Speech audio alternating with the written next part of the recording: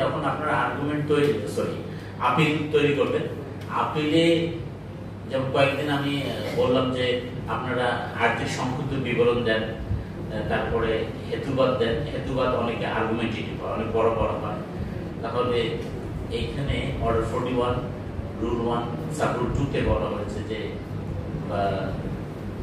এইটা হবে শুধুমাত্র আপনাকে গ্রাউন্ডসটা দিতে হবে। যেমন ফর এক্সাম্পল আপনি বললেন যে এইখানে বিজ্ঞ বিচারক তিনি যে সাক্ষ্য পর্যালোচনা করেছেন, এখানে মিসরিডিং অথবা নন রিডিং এই দুটো শব্দ ইউজ করতে পারবেন, যে মিসরিডিং অথবা নন রিডিং রয়েছে, অর্থাৎ উনি এই যে 4 জন বা 5 জন সাক্ষ্য যে বিশ্লেষণ করছেন সেখানে ভুল করছেন, এটা হলো মিসরিডিং। হ্যাঁ, অথবা ধরেন ওনার কোন সাক্ষীর সাক্ষ্যটা উনি পড়েনি, এর জন্য নন রিডিং, এটাকে বলে মিসরিডিং এবং নন রিডিং।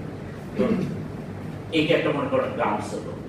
অথবা ধরেন আপনি বললেন যে বিজ্ঞ বিচারক টাইটেল বিষয়ে যে সিদ্ধান্ত দিয়েছে, তিনি টাইটেল বিষয়ে সিদ্ধান্ত দিতে গিয়ে তিনি বাদী যে ডকুমেন্টসগুলো বিবেচনা নেওয়ার কথা সেই ডকুমেন্টসগুলো বিবেচনা নেয়নি, অথবা ফর্মাল প্রুফ না হওয়া সত্ত্বেও সেটা বিবেচনা করেছেন, বা ছোট ছোট করে।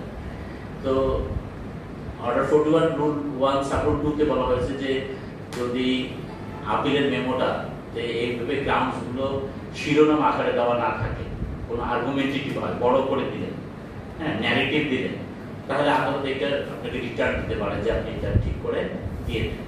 ঠিক এই কারণে ওইখানে শব্দটা ইউজ করা হয়েছে, অ্যাডমিট শব্দটা ইউজ করা হয়েছে, যে আদালত শুধুমাত্র যে ডিগ্রির বিরুদ্ধে আপনি আটকে আসছেন তার জাজমেন্টের এবং ডিগ্রির কপি দেওয়া আছে কিনা, আর যেভাবে গ্রাউন্ডগুলো সেট আউট হওয়া হবে সেভাবে আছে কিনা, যদি না থাকে এই দুটা তিনটা জিনিস দেখার জন্য ওখানে অ্যাডমিট শব্দটা ইউজ করা হয়েছে।